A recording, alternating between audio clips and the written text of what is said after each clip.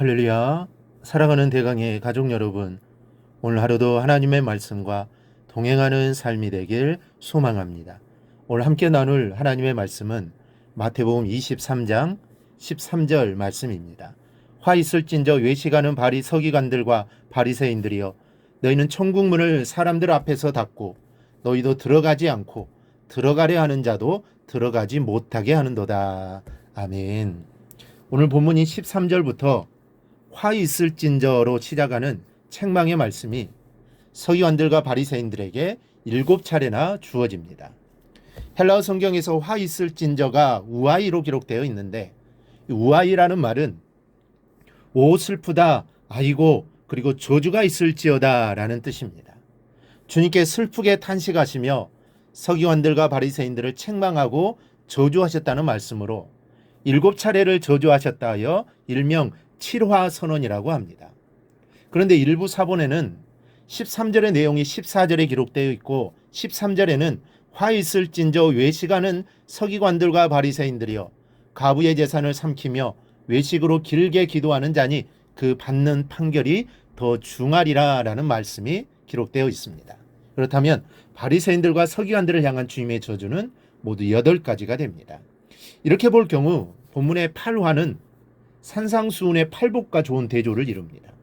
만일 마태가 팔복을 염두에 두고 8화를 말했다면 여기는 중요한 목적이 있다고 하겠습니다. 그것은 바로 복음의 양면성입니다.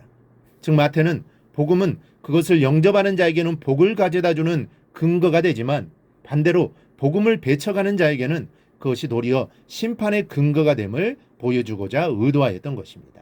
복음은 복과 저주, 구원과 심판의 절대적인 기준입니다. 그래서 사도 바울은 십자가의 도가 멸망하는 자들에게는 미련한 것이요 구원을 얻는 우리에게는 하나님의 능력이라고 했습니다. 참으로 복음은 모든 믿는 자에게 구원을 주시는 하나님의 능력이 됩니다. 그러한 의미에서 하나님께서 복음을 주신 것은 은혜 중에 은혜입니다. 그러나 그러한 은혜의 복음도 그것을 배척하는 자에게는 도리어 저주가 되는 것입니다. 우리는 이 사실을 기억해야 합니다. 그러므로 우리는 복음의 이러한 양면성을 깨달아 복음을 소중히 여기고 그런 복음에서 떠나지 않도록 늘 복음 중심의 삶을 우리는 살아야겠습니다. 오늘 본문은 7화 선언 중 첫 번째 말씀입니다. 여러분, 내가 천국에 들어가지 못하는 것도 두려운 일이지만 예수님을 안다고 하면서 다른 사람으로 칠속하게 하여 천국을 잃게 한다면 그건 역시 두려운 일이라는 사실을 알아야 합니다. 그래서 예수님은 그가 이 작은 자 중에 하나를 실족하게 할진대 차라리 연자맷돌이 그 목에 매어 바다에 던져지는 것이 나으니라고 경고하시기까지 하신 것입니다. 예수님 때나 지금이나 변함없이 예수님을 앞으로 나오는 사람들을 가로막는 일을 예수님과 가까이 있는 사람들이 많이 하고 있습니다. 마가복음 2장에 보면 거기 중풍병자가 고침을 받는 장면이 기록되어 있습니다. 그런데 그 고침을 받는 과정이 극적입니다. 환자를 메고 온 사람들이 지붕을 뚫고는 예수님께서 계신 방으로 환자를 달아내립니다. 지금 한창 은혜롭게 말씀을 듣고 있는데 갑자기 천장이 들썩거리더니 흙먼지가 쏟아집니다. 지붕이 뚫리고 들것이 하나 내려오는데 중풍병자가 누워 있습니다. 그렇게 해서 예수님과 환자의 만남이 이루어지고 환자는 주님의 능력을 체험하며 고침을 받았습니다. 여기서 우리가 생각해 볼 것은 왜 환자를 데려온 사람들이 지붕을 뚫을 수밖에 없었는가 하는 점입니다. 지붕은 뚫어 사람을 내리라고 있는 것이 아닙니다. 지붕은 덮는 것이 목적이지 뚫리는 것이 목적이 아닙니다. 사람이 들어오는 길은 따로 있습니다. 문입니다. 문을 통해 들어와 주님을 만나는 것이 정석입니다. 그러나 그 문들은 막혀 있었습니다. 먼저 예수님을 알고 와 있는 사람들이 예수님을 가까이 둘러싸고 있었기 때문입니다. 이해가 되지 않는 것은 먼저 온 사람들이 중풍병자가 왔음에도 자리를 내어주지 않고 주님께로 가는 길을 가로막고 있었다는 것입니다. 당시의 서기관들과 바리새인들의 모습이 바로 이러했습니다. 그들은 천국문에 아주 가까이 있었습니다. 본문 말씀대로 천국문을 사람들 앞에서 닫으려면 그만큼 다른 사람들보다 천국문에 가까이 있어야 가능하지 않겠습니까?